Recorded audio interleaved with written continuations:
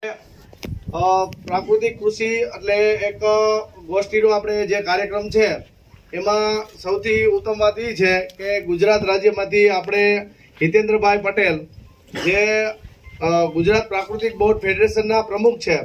આપણે કૃષિ ગોષ્ઠી તો થતી જ હોય છે, પણ આ એક એવી ગોષ્ઠી છે કે આપણી સાથે એક એવા અધિકારી છે અને જે આપણને એક સોનેરી અવસર મળ્યો છે આત્મા પ્રોજેક્ટ કચેરી દ્વારા, જે આજે આપણે વાદી સાહેબ હજી આવી નથી શક્યા, હમણાં ઉપસ્થિત થશે, કે જ્યારે આપણે કૃષિ ગોષ્ઠીનો કાર્યક્રમ હોય ત્યારે આ જે પ્રાકૃતિક કૃષિનું જે આયોજન હોય તો એમાં કેવી રીતે ગોષ્ઠી એટલે એકબીજાએ ચર્ચા કરવી. હવે એના માટે જ્યારે ભેગા થયા હોય ત્યારે આપણા બધા અધિકારી હોય છે, એની સાથે આપણા જે સફળ ખેડૂતો, જે પ્રાકૃતિક ખેતી કરતા સફળ ખેડૂત, એના પ્રચારકો, જે આપણે મીડિયા, જે આપણને ખૂબ વેગ વધારવામાં આપણને મદદ કરે છે. તો હું એક એકનું નામ બોલીશ કે આપણે અત્યારે હિતેન્દ્રભાઈ પટેલની સાથે આપણે વાઇસ ચેરમેન વિજયભાઈ કોરટ આવ્યા છે, તેને પણ આપણે તાલીઓથી વધાવી લઈ. પછી અમારે ભરતભાઈ પરસાણા કે રાત દિવસ એક કરી અને પોતાએ ખેતરના ખૂણે ખૂણા એમ કે સૌરાષ્ટ્ર નહીં પણ ગુજરાતભરમાં અને દેશ વિદેશમાં પ્રચાર કર્યો છે દૂધ ગોળનો, એવા ભરતભાઈ પરસાણા પણ ખૂબ ખૂબ ધન્યવાદને પાત્ર છે. ત્યારે આપણા જે ખેતીને વેગ વધારવા માટે કિસાન સફર ચેનલનો હંમેશા ખેડૂતોને સાથ સહકાર રહ્યો છે. હવે એનો એક બહુ મહામંત્ર છે કે ખેડૂત સુખી તો બધા સુખી. આ ચેનલને લગભગ હમણાં વાત કરી કે 4.5 લાખ ખેડૂતો જોવે છે. તો આવા સમયે આપણે જે પ્રાકૃતિક ખેતીની વાત કરવી છે તો આપણે અંદર તો ઘણી વાત કરતા હોય, પણ સરકાર તરફથી અત્યારે શું આપણને વેગ વધારવા માટે આ ખેતીને કેમ આપણે પ્રાકૃતિક ખેતીને કેમ ઝેરમુક્ત કરવી, એના માટેના ખૂબ આપણા સરકારશ્રી અને આપણા આચાર્ય દેવવ્રતજી મહામહિમ આપણે ખૂબ પ્રયાસ કરે છે. તો હવે એ પ્રયાસને આપણે જો ખરેખર એને જો વાતથી નહીં કર્મથી અને એના સિદ્ધાંતથી જીવામૃત, અચ્છાદાન, એ બધી જ વાત આપણે એમના મોઢેથી આપણે સાંભળવાના છીએ. એટલે હવે હું અહીંયા બધાનું શાબ્દિક સન્માન, એટલે હું એક કોઈ એન્કર નથી, એટલે ખેડૂત છું. અત્યારે અમારી એન્કરની કોઈ વ્યવસ્થા નહોતી, ખેડૂતનો બધો ડાયરો છે, એટલે મને કાંઈ અત્યારે બોલવામાં કાંઈ પ્રોબ્લેમ નથી. જ્યારે કોઈ એવી ઓફિશિયલ મિટિંગ હોય ત્યારે એક શબ્દ આડાવડો થાય તો કાં તાલીઓનો ગડગડાટ પડે ને કાં ચંપલાના ફફડાટ થાય. અહીંયા મારો ડાયરો છે એટલે મને કાંઈ બીક નથી. હું મજા આવ્યો, મને આવડશે એવું બોલીશ અને એમાંથી તમે થોડુંક ફિલ્ટર કરી અને સમજી જાજો. જે અમારા ખેતીમાં રાજુભાઈ પટોડિયા, અને રાજુભાઈ પટોડિયાના વર્ષોથી જે પ્રાકૃતિક ખેતી એના દ્વારા અમને ઘણી બધી જાણકારી મળતી હોય, ફોનથી, ચર્ચાથી, રૂબરૂ અમે મુલાકાત કરતા હોય. તો ધીરે ધીરે અમને એક વિચાર આવ્યો. આજ તમે એક બોર્ડ જુઓ છો, આત્મનિર્ભર ગૌ પ્રાકૃતિક કૃષિ જિલ્લા, એટલે આની અંદર આપણા 12 તાલુકા છે સાહેબ. અમારા 12 તાલુકાની અંદર અમે બધાએ સ્વયંભૂ પ્રગટ થઈ અને એક એવું યુનિયન બનાવ્યું. વિચાર આવ્યો કે ભાઈ એક ખટારાવાળાનું એસોસિએશન હોય, એક વેપારીનું એસોસિએશન હોય, નાના મોટા બધા એસોસિએશન હોય છે, તો આપણું ખેડૂતનું કેમ એસોસિએશન નહીં? જ્યારે મિટિંગ થાય ત્યારે ખેડૂત કેમ ભેગા નથી થતા? જ્યારે તમે અધિકારીઓ ખૂબ મહેનત કરતા હોય, ખૂબ પ્રયાસ કરતા હોય, ત્યારે ખેડૂત ભેગા ન થાય કે તો ભાઈ કોઈ સરકારી હશે, કઈ કામ હશે, નહીં તો આવ્યા હશે, નોયા જશે, હાલો. અને કાં પછી ભજીયાનો પ્રોગ્રામ છે તો હાલો આવી છે, તો હાડા હાથે આવશે. હવે જ્યારે હાડા હાથે આવે તો સમજાશું કરશે શું? તો અહીં અમારે એક પ્રોપર મિટિંગ એવી કરવી હતી કે ખરેખર ખેડૂત હોય, ખરેખર પ્રાકૃતિક ખેતી કરતા હોય અને ખેતી જેને સમજવી હોય એના માટે આ કૃષિ ગોષ્ઠીનો કાર્યક્રમ રાખ્યો છે. તો હવે હું વિશેષ વધારે આજ કંઈ નહીં બોલું. આજે આપણે બધાને સાંભળવાના છે ભરતભાઈ પરસાણા અને આપણે જે સાહેબ ગાંધીનગરથી આવ્યા છે, અને હજી ઘણા બધા આપણે મહાનુભાવ આવવાના છે. ટાઈમ પ્રમાણે તે આવતા જશે, એનું આપણે અભિવાદન કરતાશું. તો આપણે બધાને તાલીઓથી એકવાર વધાવી લઈએ. થોડુંક અમારા બધા જ તાલુકાને એવું હતું કે અમે જે આવતા જે મહેમાનો છે એનું એક સન્માન કરી. તો અમારે એક બધાની સાથે એક ખેસ છે, તો એનું પણ કહી દઉં કે જ્યારે અમારે માહિતી ખાતું આવ્યું ને ત્યારે મને સાહેબ એવું કીધું કે જે આ ખેસ છે ને થોડોક આડાળ આવડો, એમને ખ્યાલ નહોતો કે આ કોઈ પક્ષનો નથી, કોઈ સત્તા કે કોઈ રાજકાર્ય નથી. આની અંદર લખ્યું છે આત્મનિર્ભર ગૌ પ્રાકૃતિક કૃષિ ગ્રુપ આત્મનિર્ભર. એટલે તો એવા ખેસ જે છે એ બધા જ તાલુકાના અમારા ખેડૂત મિત્રો છે. તો હું એક એક ખેડૂત મિત્રને કહીશ અને બધા એકબીજાનું સન્માન કરશે. આપણે જે મહેમાનોનું ધીરુભાઈ રાણપડિયા, ગોંડલ તાલુકો, જે આપણે હિતેન્દ્રભાઈ પટેલનું અમારા વડીલ સ્થાને છે, સન્માન કરશે. હિતેન્દ્રભાઈ રાણપડિયા.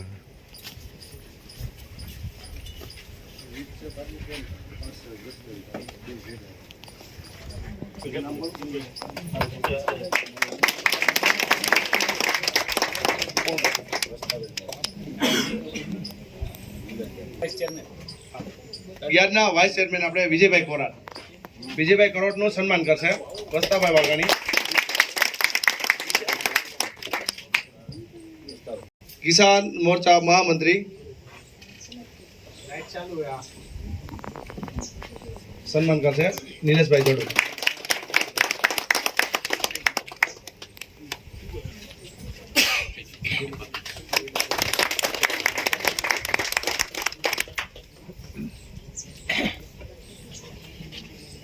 જે મુડિયા સાહેબનું સન્માન કરશે કિસાન સપોર્ટ ચેનલનું અમારા મુક્તાબેન જે અમે પ્રમુખ સ્થાને છે મહિલા મંડળ મોરચામાં, પ્રાકૃતિક ખેતી પોતે કરે છે.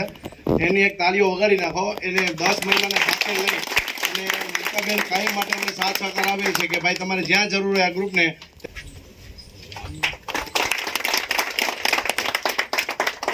રાજુભાઈ પટોડિયાનું સન્માન કરશે અમારે વીડીભાઈ. એ ગ્રુપના છે. ખૂબ મહેનત કરી છે આ ગ્રુપ બનાવવામાં. રાત દિવસ એક કરીને અમને 1 વાગ્યા સુધી અમને નથી સુવા દીધા આ ગ્રુપને જે મજબૂત બનાવવા માટે. વીડીભાઈ ઉપલેટા, રાજુભાઈ પટોડિયા બોડી સમજ્યા. મિત્રો આપણે મહેમાનની જે બધી ઉપસ્થિતિ નથી થઈ એટલે જે થોડા ટાઈમ પ્રમાણે આવશે, કદાચ મીટિંગ છે કલેક્ટર સાહેબની, એટલે અત્યારે આપણે કાર્યક્રમને હવે આગળ વધાવશું. હવે અહીંયા આપણે ક્યારેય સાહેબને અમને પહેલાંય કીધેલું કે ક્યારે આપણે માનને અને સન્માનને ક્યારેય ખેડૂત સ્થાન નથી આપતા. સ્થાન હંમેશા આપણી કર્મને આપી છે. તો આપણે કર્મના સિદ્ધાંતને જ સમજવાના છે કે આપણું શું કામ છે અને આપણે કેવી રીતે એ કામને આગળ વધારશું, એવા ઉદ્દેશ્ય આપણે સાહેબ પાસેથી સાંભળશું અને સમજશું. ખૂબ ખૂબ ધન્યવાદ.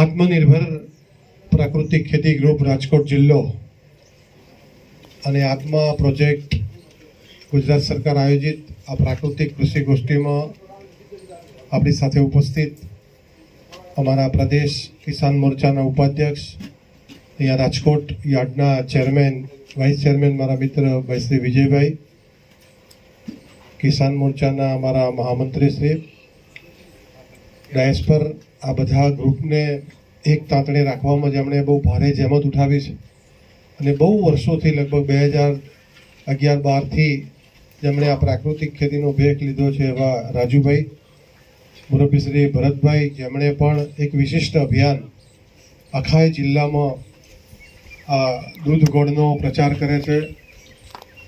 વ્યક્તિગત રીતે સરકારીમાં નોકરી હોવા છતાં પણ આ વિષયને વ્યક્તિગત લઈ અને વિસ્તરણ અધિકારી ખેતી એ પણ ખૂબ રસથી આ બધી માહિતી સરકારની લોકો સુધી પહોંચાડવા માટે પ્રત્યક્ષ પણ ફરે છે અને મીડિયાના માધ્યમથી પણ પ્રયત્ન કરે છે એવા આપણા અશોકભાઈ, આખા કાર્યક્રમના યજમાન અને આ તાલુકાના સહકન્વીનર ભાઈ શ્રી જાડેજા બાપુ, તમામ તાલુકામાંથી પધારેલા તાલુકાના સંયોજકશ્રીઓ, આત્મનિર્ભર પ્રાકૃતિક કૃષિ ગ્રુપના સૌ સન્માનીય સદસ્યશ્રીઓ, આ વિસ્તારના પ્રાકૃતિક ખેતી કરતા સૌ પરિવારના ખેડૂત મિત્રો.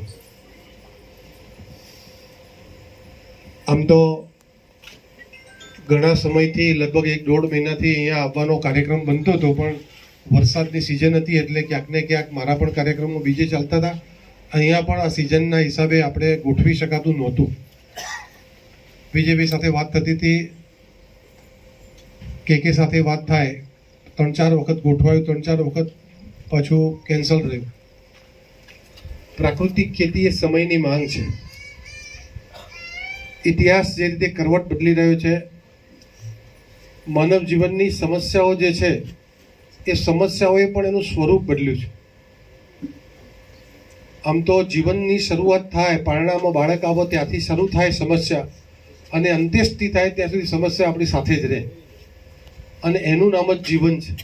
પણ એમાંથી માર્ગ કાઢવા માટે શ્રેષ્ઠ કેવી રીતે જીવી શકાય અને કુદરતી સમસ્યાઓનો સામનો કેવી રીતે થઈ શકે અને માનવ સર્જિત આપત્તિઓ જે છે એ ન આવે એવો પ્રયાસ કરીએ એટલે આપણું ગાડું ગબડી ગયું એમ ગણાય. પ્રાકૃતિક ખેતીનો એક ભાગ આ દેશમાં સરદાર સાહેબ એવું કહીને ગયા હતા કે જગતનો તાજ છે ખેડૂત. આ જગતમાં છાતી કાઢીને ચાલવાનો જો કોઈને અધિકાર હોય તો એ માત્ર ખેડૂતને છે. આ દેશના સંસાધનોનો સૌથી પહેલો જો કોઈના ઉપર અધિકાર હોય તો એ કૃષિકારનો છે. અને સામે સમાજ પણ એવું કહેતો હતો કે આખા જગતનું પૂરું કરવાનું કામ ખેડૂ કરે. ખેડૂ એટલે પાટું મારીને પેદા કરનારો સમાજ, પ્રામાણિકતાથી કામ કરનારો સમાજ, મુશ્કેલીમાંથી માર્ગ કાઢનારો સમાજ. અને એના કરતાં એની મુઠ્ઠી ગમે તેવી મુશ્કેલી હોય પણ હંમેશા એનો હાથ છે ને એ આપવા માટે લાંબો થાય, લેવા માટે ક્યારેય લાંબો ના થાય એવો પ્રામાણિક સમાજ. અને જગતના તાતે પણ જ્યારે આ સૃષ્ટિનું સર્જન કર્યું અને જવાબદારી વહેંચી ત્યારે બહુ બધા લોકોને જુદા જુદા કામ આપ્યા હતા, પણ આ મોટા સમુદાયને આખા જગતનું પૂરું કરવાનું કામ સોંપ્યું. તમે જુઓ ખેડૂત એટલે કોણ? તો ગાયકવાડ સરકારે પણ જ્યારે વિગોટી ઉઘરાવવાનું કામ નક્કી કર્યું ને ત્યારે એની પાસે બધા બહુ દીવાનો હતા, જૂના બહુ પ્રધાનો હતા, પણ જે કણબી હતા, ખેડૂત હતા, ધરતીપુત્રો હતા ગામમાં જે આગેવાન, એ બધા લોકોને બોલાવીને એક એક ગામમાં વિગોટી એના ઉઘરાવવાનું કામ સોંપી દીધું. કારણ કે એને ભરોસો હતો કે આ આના પૈસા સાથે ઉઘરાઈ લાવશે અને જે આવશે ને એ પૂરેપૂરું રાજ્યની તિજોરીમાં જમા કરાવશે. બીજું એનું દિલ મોટું કે ગમે તેવી મુશ્કેલી હોય, ગમે તેવું વાવાઝોડું આવ્યું હોય, વરસાદ ના આવ્યો હોય, કુદરતી મુશ્કેલી પડી હોય, રોગચાળો આવી ગયો હોય, અનાવૃષ્ટિ થઈ હોય, તૈયાર પાક પલળી ગયો હોય, અને બધું કર્યા પછી માર્કેટમાં વીજાબીના ત્યાંથી કોઈ પેઢી ઉઠી ગઈ હોય અને પૈસા ના આવ્યા હોય, એટલે ગમે તેટલી મુશ્કેલી પડી હોય પણ થાકે નહીં માણસ. 3-4 વખત વાવવાની એની તૈયારી હોય અને આ બધું કર્યા પછી હોમણ પાકતું હોય અને 15 મણ પાક્યું હોય ને તો પેલું લેવા આવે ને હુપડું ભરવાનું એનું તોલું નાનું ના થાય. એમ ખડામાં બેઠો હોય ત્યાં સુધી રાજા હોય, ગમે તેટલું કરો. હોમણ પાક્યું હોય જેટલું આપતું હોય ને 10 મણ 20 મણ પાક્યું હોય તો આપવામાં એની મંદિર, મહાદેવ, ગામના જરૂરિયાતવાળા જે બાંધેલા હોય એના આપવામાં એની કચાશ ના રહે. અને એટલે મારી અમદાવાદમાં એક મોટી હોસ્પિટલ છે, રુદ્રાક્ષ હોસ્પિટલ, નરોડા પાટિયા પાસે, 100 બેડની મલ્ટી સ્પેશિયાલિટી હોસ્પિટલ છે. તો મેડિકલ સાયન્સના અનેક લોકોના અભ્યાસ કરતા કરતા એક નાનકડો દાખલો મારા મનમાં હતો. એકવાર એક ગામમાં એક શેઠ રહે, ખૂબ મોટો વેપાર, 20-25 ગામનું અટાણું ત્યાંથી થાય, બધા ખેડૂતોના ખાતા ચાલે. સિઝનમાં દવા, ખાતર, બિયારણ માટે અથવા ઘરમાં કોઈ પ્રસંગ આવ્યો, મામેરું છે કે લગ્ન છે તો શેઠના ત્યાં ખાતું મળેલું હોય એટલે પૈસા લઈ આવવાના અંગૂઠો મારીને અને પાછું અનાજ કે જે પાક્યું હોય જમા કરાવવાનો. હિસાબ ચાલતો રહે, શેઠ નક્કી કરે એવો હિસાબ થાય. બહુ મોટી પેઢી, ભગવાને ખૂબ આપેલું શેઠને, પણ માણસ ખૂબ કંજૂસ. એટલે એટલો બધો કંજૂસ ને કે મહેમાન આવ્યા હોય ને તો એને મળવા આવવાનો ટાઈમ એવી રીતે આપે ને જમાડવાનો ટાઈમ ના આવે, એમ ચા પીને નીકળી જાય એવા. સિંગ ચણા ખાતો હોય કે કઈ નાસ્તો કરતો હોય ને સામેથી ઘરાક આવે તો ડ્રોવર બંધ કરી દે, એમ કે ભાઈ ભાગ ના પડે ને. એટલે કોઈ મહેમાન કે સગાવાલા ઉછીના લેવા આવે ને તો કે વરસ તો આ વખતે બહુ કાઠું વરસ છે અને બહુ મુશ્કેલી છે, મારે લોન ભરવાની બાકી છે, કાંઈ થાય એવું નહીં એમ. એટલે કોઈ કાળિયાની ઘરવાળી ને ઘર ખર્ચમાં જોતા હોય પૈસા, એના કરતાં 40% પૈસા હાલે કે આટલામાં પૂરું કરો. એટલો કંજૂસ છે. શેઠાણી ને ઘરવાળા પણ એ કંટાળી ગયેલા. એક દિવસ એને હાર્ટ એટેક આવ્યો એટલે હોસ્પિટલમાં લઈ આવ્યા. ડૉક્ટરે નિદાન કર્યું કે એને બહુ મોટી તકલીફ છે, હૃદય બદલવું પડશે. બધી ટીમે નક્કી કર્યું. શેઠ તો ના પાડે પણ છોકરાએ નક્કી કર્યું પૈસા અમે આપવાના. અને શેઠ કે હવે શું કાં ખર્ચો કરવો પડે આપણો? આ બધે ઘરવાળી અને છોકરાએ કીધું ગમે તેટલા પૈસા થાય સાહેબ કરી દો. ઓપરેશન થઈ ગયું, સફળ થયું, સારા થઈ ગયા, હોસ્પિટલમાંથી રજા આપી. 10-12 દિવસ પછી થડા ઉપર બેસતા થઈ ગયા. ડૉક્ટરે મહિને બતાવવાનું કીધું હતું. તો ડૉક્ટરે થડા ઉપર બેસવાનું ચાલુ કર્યું. પછી સારું કોઈ પણ આવે ને એના મનમાં એવું થયું કે કોરોનામાં જતા રહેવા તો શું થાય, એના કરતાં કંઈક થોડું ઢીલ મૂકવા એમ. અને ડૉક્ટરોએ કીધેલું એટલે પછી કોઈ પણ લેવા આવે ને તો છૂટથી આપો. 4 આગેવાન જતા કે ચા પીને જજો એમ, મહેમાન ગતિ કોઈ આવ્યો તો કે જમીન જજો એમ. તો 15-20 ત્યાં પેલી શેઠાણી વિચાર કરે કે આના મગજમાં કેમ આટલું બધું પરિવર્તન આવી ગયું. એટલે મહિનો થયો ને ડૉક્ટરને બતાવવા ગયા. એટલે ડૉક્ટરને પૂછ્યું કે સાહેબ તમે આનું હૃદયનું ઓપરેશન કર્યું છે કે મગજનું કર્યું છે? હાવ બદલાઈ ગયું. એટલે ડૉક્ટરે બહુ સરસ જવાબ આપ્યો. અને આ બધા જ તાલુકાના સંયોજકો, જિલ્લાના સંયોજકો, ભાઈ ભરતભાઈ, ભાઈ રાજુભાઈ, ભાઈ વિજયભાઈ, આ બધા ખેતી માટે જે કામ કરે છે નિસ્વાર્થ, પોતાનું પેટ્રોલ બાળીને દોડાદોડી આખા જિલ્લામાં આખા તાલુકામાં કરવાની, પોતાના ઘરનો સમય બગડે, પોતાનું ખેતીનું કામ બગડે, પેટ્રોલના પૈસા થાય. અને જે નિસ્વાર્થ સેવા કરે છે ને એ બધાએ બાકીના લોકોએ સાંભળવાનું છે.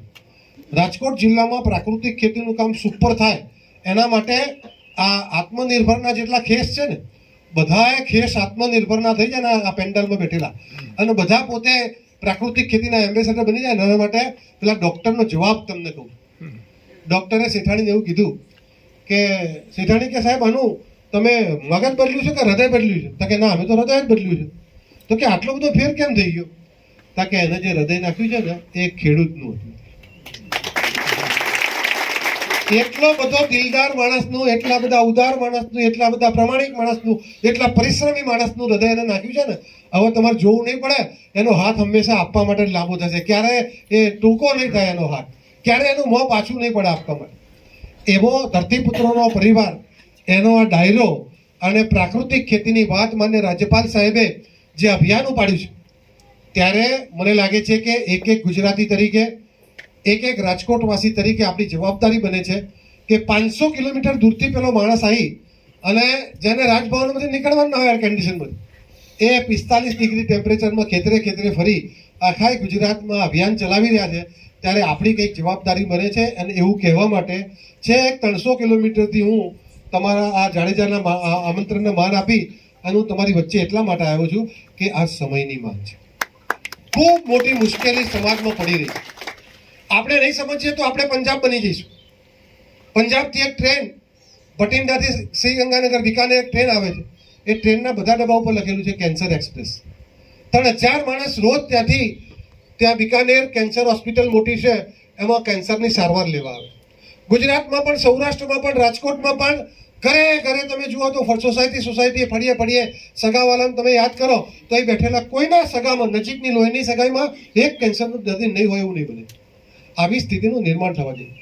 એના કરતાં આગળ અહીંયા ભાઈ રાજુભાઈ, ભરતભાઈ અને અશોકભાઈ આ પ્રાકૃતિક ખેતી કેવી રીતે કરવી એની માહિતી આપવાના. પાંચે આયામથી કુદરતે જે આપણને પરંપરા આપી હતી એ રીતે ખેતી કરવા માટે તમને ટેકનિકલ શિક્ષણ આપશે. હું જરા જુદી વાત એટલા માટે કરું છું કે આ કેમ આવી સ્થિતિનું નિર્માણ કેમ થયું? તો પ્રકૃતિ સાથેનું આપણું જે જોડાણ હતું, પ્રકૃતિની જે પરંપરા હતી, સમાજની આપણી જે વ્યવસ્થાઓ હતી, કુટુંબની આપણા જે રીત રિવાજ હતા, આખી લાઈફસ્ટાઈલ આપણે બદલી કાઢી. આપણે જો પરંપરાઓ તમે ભૂતકાળમાં જુઓ તો બધા જ લોકો પેલા અમિતાભ બચ્ચન જેવા વાળ રાખતા હતા ને, અત્યારે કેમ નથી રાખતા? જુઓ પડવા મળીને તેલ વધારે જોઈએ ને. એ પરંપરા સાચી હતી, આ ખોટી હતી. આપણે વચ્ચે બધા બોલ બેટમ બેલ્ટ પહેરતા હતા ને, પેલા લાંબા શર્ટ ને બધું. 3.5 મીટર 7 મીટર જોતું હતું, અત્યારે 4 મીટરમાં થઈ જાય છે. એટલે ખોટું હતું, પાછા આવી ગયા ને આપણે. ભૂતકાળમાં તમે જાઓ તો શેઠિયો હોય ગામમાં 5 ઘેર દાળ ભાત રોટલી શાક બને, બાકી બધા આપણે મકાઈનો કે બાજરીનો કે જુવારનો રોટલો ને મરચું ને એક શાક કે એક દાળ કે આ જ વ્યવસ્થા હતી ને આપણી. શેઠિયાઓ ખાતા હતા ચોખા ને ઘઉં ને રોટલી ને લાપસી ને બધું. આપણે શું ખાતા હતા? શેઠિયાઓ બીમાર પડતા હતા, આપણે બીમાર નહોતા પડતા. પણ શેઠિયાઓનું ખોટું અનુકરણ કર્યું એટલે આપણે એ લાઈનમાં આવી ગયા અને આપણે અનુકરણ કરવા પાછું વળીને જોયું જ નહીં. એટલે પછી પાસ્તા ને પીઝા ને પકોડી ને બર્ગર ને સેન્ડવિચ આ બધા ઉપર લાગી ગયા. એટલે બધા પછી ફાંકી લેતા થઈ ગયા. પ્રોબ્લેમ થાય છે ને બધાને. તમારા વિસ્તારમાં હમણાં હું ભાવનગર એક કાર્યક્રમમાં ગયો હતો તો એક મિત્ર આવા સંયોજક હતા ને એના ત્યાં જમવાનું હતું, બેઠા હતા મોડવીમાં. તો ઉપર એક હુક હતો ને દોરનું લટકાયેલું હતું. તો મેં કીધું આ શાના માટે તમે લટકાવ્યું છે? એમ કઈ ભોજન કરવાનો કાંટો તમે આપણે એમ કઈ વેપાર છે? ના કે આ તો સવારે ઉઠીએ દોરડું પકડે તો જ ઊભું થવાય છે. હાથા દુખી જાય એટલા બધા. ઢીચણના, કમરના, વાહ એટલો બધું આવી ગયો છે ને. તો પાણી એવું ફ્લોરાઇડ વાળું પીએ છે અને એવું ખોટું ખાઈએ છે કેમિકલ વાળું, તો સવારે પહેલી વાર ઉઠવું હોય ને ત્યારે દોડાની જરૂર પડે, ઉઠાય નહીં એમ. આ બધી સ્થિતિનું નિર્માણ કેમ થયું? તો આપણે આ પશ્ચિમી સંસ્કૃતિનું આગલું અનુકરણ કર્યું અને જરૂર હતી એટલે ખેતીવાડી ખાતાએ પણ પહેલી હરિયાળી ક્રાંતિ, બીજી હરિયાળી ક્રાંતિ, દેશ પરાવલંબી હતો અનાજમાં, ઇમ્પોર્ટેડ ખાવું પડતું હતું. લાલ આપણે ઘઉં ખાતા હતા, ચોખા ખાતા હતા. પેલાના કચરામાં ફેંકી દીધેલા. ફોડર એટલે એના ઢોર ખાતા હતા, એ આપણને આપતા હતા ને આપણે ખાવા પડતા હતા, એવી સ્થિતિ હતી. લાલ બહાદુર શાસ્ત્રી જ્યારે વડાપ્રધાન હતા ત્યારે ચોખાની એટલી બધી ખેંચ પડી હતી, પેલા લોકોએ રશિયાએ આપવાનું ના પાડ્યું, આપણે એના શસ્ત્રો ના લીધા એટલે એને આપણને ચોખા આપવાની ના પાડી, તો બહુ મોટું મુશ્કેલી થઈ ગઈ. શાસ્ત્રીજી એક વખતે ગામમાં મોટા શહેરમાંથી નીકળ્યા તો ખેડૂત બધા લોકોની લાઈન લાગી હતી. એટલે શાસ્ત્રીજી શાની લાઈન છે આ? તો કે આ ચોખા માટે લાઈન છે. તો ગભરાઈ ગયા એકદમ, એમને બાધા લઈ લીધી, હું આ પતા નહીં ત્યાં સુધી ચોખ્ખો નહીં ખાઉં એમ. એવા સેન્સિટિવ હતા. પછી પૂછ્યું કે લાવું સમજાવવા જવું કે ભાઈ આ તમે ચોખામાં એક કામ કરો ને, થોડુંક વ્યવસ્થા કરો વારા ફરતી. તો ત્યાં જઈને પૂછ્યું કે ભાઈ આ તમે ચોખા યાર એવું કરો ને, એક ટાઈમ કરો કે 2 દિવસે એક કરો, કે ભાઈ આ લાઈન છે ને એ ચોખા લેવાની લાઈન નથી, અમે તો ખેડૂત છીએ, અમારા ઘરમાં પડ્યા હતા ને વધારાના, એ પાછા હાલવા આવ્યા છીએ. આના ખેડૂત કહેવાય. એના ઘરમાં પડ્યા હતા એ ચોખા લોકો માટે પાછા આપવા આવેલા લોકો હતા. આ સ્થિતિમાં જરૂર એટલે સરકારે ખાતરો, દવાઓ, બિયારણો, હાઇબ્રિડ બિયારણો આ બધું કીટના સ્વરૂપમાં આપ કર્યું. ક્યાંક તેલીબિયા ઉત્પાદન કાર્યક્રમમાં મગફળી અને રાયડાની કીટો આપી, ક્યાંક અનાજ ઉત્પાદનના કાર્યક્રમમાં ઘઉંની કીટો આપી, ક્યાંક કઠોળ ઉત્પાદનના કાર્યક્રમમાં કઠોળ બધું આપ કર્યું. તો જરૂર હતી એટલે આપણે જરૂર હતી એને કર્યું ખરું. પણ પછી શું થયું? ખેતી પરાવલંબી થઈ ગઈ આપણી. આપણે ડાયરેક્ટ કરતા નહોતા. એટલે અહીંયાથી રાજકોટ માટે ફોન કરીએ ભાગ્યાને, આપણે 9 વાગે ઉઠીને રાજકોટ જઈએ, આપણો ડીલર હોય એના ત્યાં બેસીએ, પછી ભાગ્યાને ફોન કરીએ કે તું અંબિકા એગ્રો આવી જા. પછી પેલો ટ્રેક્ટર લઈને આવે અને ભાગ્યો ડીઝલ બાળીને આવે, તમે બાઇક ગાડીનું ડીઝલ બાળીને જાઓ, ત્યાં બેસો, પછી ઓર્ડર કરો, 10 થેલી યુરિયા મૂકી દે, 5 થેલી ડીએપી મૂકી દે, 2 લીટર મોનોક્રોટોપસ મૂકી દે, 1 લીટર ફેન્ડાલ મૂકી દે, આ બધી દવાઓના ડબલા પેલા ભાગ્યાને તમે મૂકી આપો. પછી તમે ગાંઠિયા બાઠિયા ખાવામાં પડી જાઓ. પછી પાછા માર્કેટ યાર્ડની મિટિંગ હોય ત્યાં જતા રહો, પાર્ટીની મિટિંગ હોય ત્યાં જતા રહો, સમાજની મિટિંગ હોય ત્યાં જતા રહો, અને પેલો ભાગ્યો ક્યાં જાય છે કશું કોઈ ઠેકાણ ના. અડધું તો બારોબાર ત્યાં જ રોકડી કરી લે, અને બાકુ અહીં આવીને પાડોશી તૈયાર જ હોય, હોશિયાર પાડોશી. એટલે ખેતી ના થાય ભાઈ. એ રીતે પ્રત્યક્ષ તમારો જીવ એમાં ના હોય, તમારું પોતાનું. હમણાં મને કોઈ